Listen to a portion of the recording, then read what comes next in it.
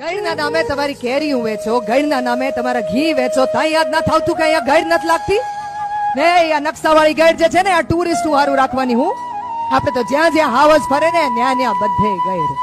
પછી ગેડના દરિયા પૂકે, બરડાના ડુંગરે કે ઠેઠ અમદાવાદની ભાગોળે, આપણે તો પાણાથી લઈને માણા સુધી હંધાઈની સંધ્યા કરવાની. હું આ હાવજુ વધી ગયા એટલે બારો નીકળી ગયા, એ બધી વાતું સાપાની. સાચી વાત તો ઈ છે કે આપણે ગઈડની માલિકોર ઘૂસ્યા. તોય ગઈડના જીવ માતરે આપણી આમન્યા રાખી. હાવજુ વધી ગયા એટલે બારો નીકળી ગયા, એ બધી વાતું સાપાની. હાચી વાત તો ઈ છે કે આપણે ગઈડની માલિકોર ઘૂસ્યા. તોય ગઈડના જીવ માતરે આપણી આમન્યા રાખી.